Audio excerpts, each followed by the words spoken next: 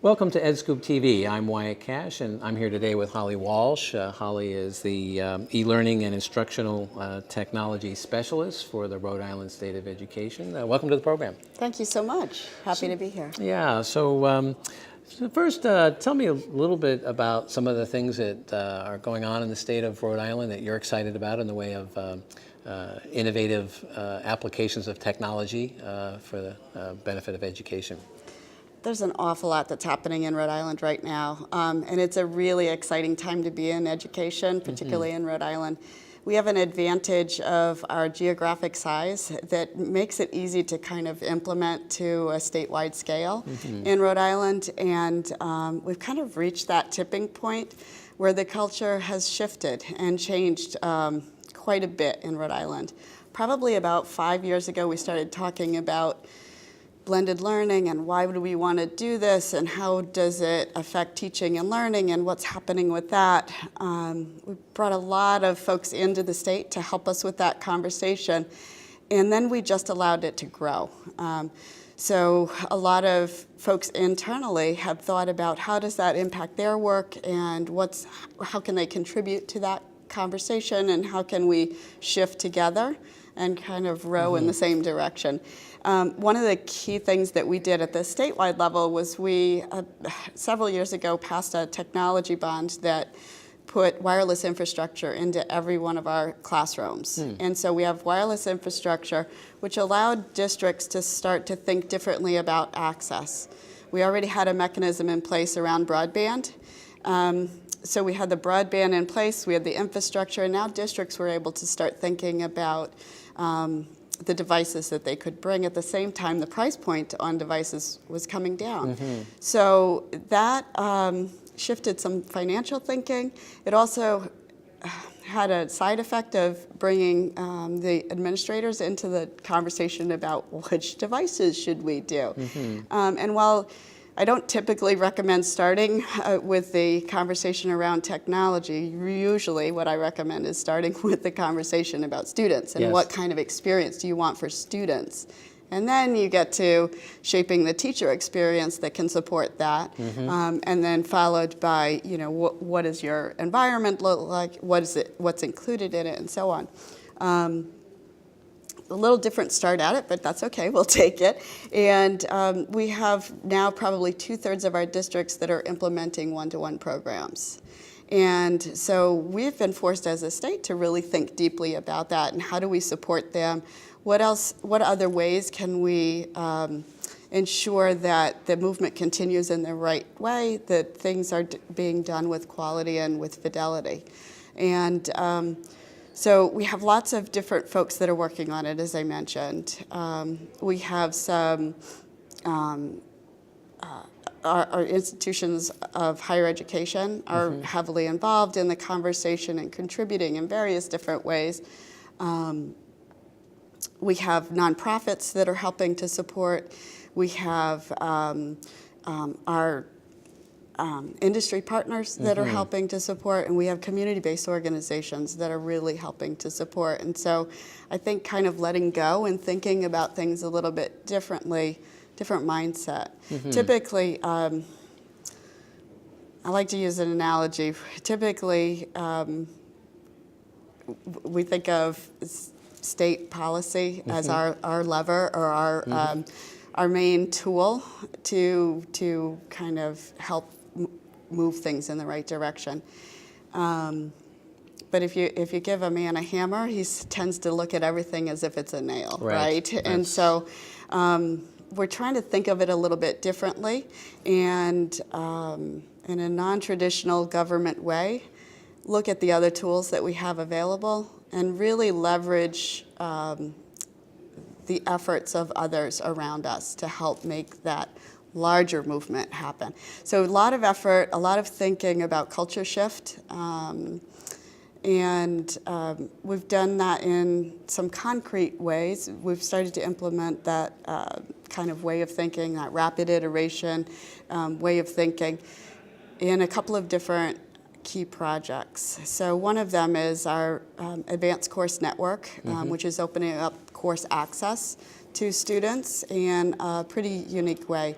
So we've got a lot of great things that are happening all across the state, but students didn't necessarily have access to those opportunities. And so we created this network where it allows students to register for courses that are advancing their own opportunities. So it's called the Advanced Course Network, and it's not limited to what would typically be thought of in that area, such as dual or AP courses or something along those lines.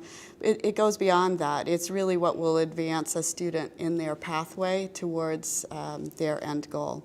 Well, it sounds like a lot of collaborative effort there in all those regards. Completely. It's Yeah. all about collaborating together, bringing together the right people that are ready and willing to be in that space. So that has just gotten off the ground. We have about 500 students that are signed up and taking courses already through the Advanced Course Network, and that's the pilot year. So we're super excited about that and anticipating many more providers and members coming on board, completely voluntary, and students are coming towards it because it gives them that opportunity for choice, thinking about time differently as well. One of the other projects that we're working on is computer science for Rhode Island, and we launched that last year and had a broad, bold goal of having computer science in all of our schools by 2017, which is just around the corner. Yes, it is. And so we've started that already. And again, back to that thinking about things a little bit differently. We didn't say, okay, in 5 years we would make that happen. We started with, what can we do right now that will start to grow that? And we provided several different opportunities, professional development opportunities over the summer for educators to come, be engaged. We highlighted it heavily in our statewide conference, which was just a month ago. Brought all of our partners together to really talk about what they had to offer and how they could support teachers and schools in implementing something in their schools. And so it's just growing and exploding. Sounds very exciting. It is. And the last thing I think that I would highlight in that same vein is our work around the Go Open movement. And we're just about to open our Go Open Rhode Island. In the K-12 world, we did a little bit of that at the state level just last week, I believe it was, or the week prior, and talked about how do we do that in the higher ed institutions as well. So a lot of people, a lot of shift, and a lot of really quick movement. Sounds like it. Well, speaking of open source learning materials and so forth, what platforms is Rhode Island working with to help teachers know what's available, having it vetted, having it be able to, so they can spend more time thinking about teaching in the class as opposed to just trying to keep abreast of all the available open material that's available? Yeah, so I think that the Go Open movement is really complementing what is a deep value in our Rhode Island community around personalization and how do we personalize that experience. So that's kind of the grounding piece of it. And this is one way that we can make sure that there's access to materials and resources so that teachers can actually get to that really good learning that's happening in the classroom. I think it's arrogant to think that I would be able to recommend or select, or even a small committee would be able to recommend or select the appropriate tool in this place where we're not yet mature. We're really still learning a lot about it.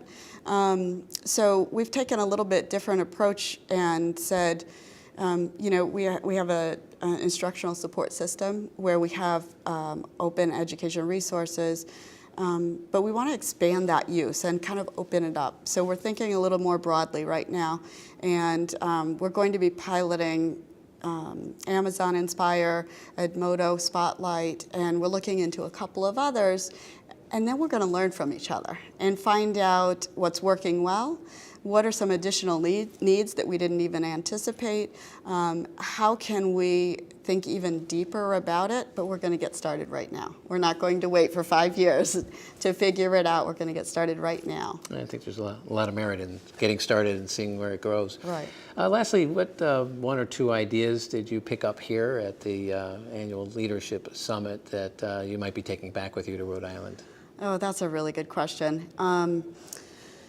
I'm always inspired when I come here. It's rejuvenating to get around like-minded folks that are working on the same types of projects and kind of struggling with the same thing. So my biggest takeaways are always the networking opportunities where we have those moments to share those struggles, give each other ideas, and then be able to follow up with each other afterwards. And so that's always a blessing. And then I always take back the inspiration from the student panel and the students that are here. The lunch student panel the other day was just amazing. And I always talk about my teacher goosebumps. It brought out the teacher goosebumps in me for sure. And to see Abel Real connect with those students afterwards, who was the a gentleman that spoke at the beginning of the day, it was heartwarming. And so I'll take that energy back with me and pay that forward for sure. Well, terrific. Yeah. Well, Holly Walsh, thank you so much for joining us, sharing some of the insights and some of the things that you're working on in the state of Rhode Island. Appreciate it. My pleasure. Thanks so much. You're welcome. I'm Wyatt Kash with EdScoop TV. Thanks for being with us, and look for more of our content on edscoop.com.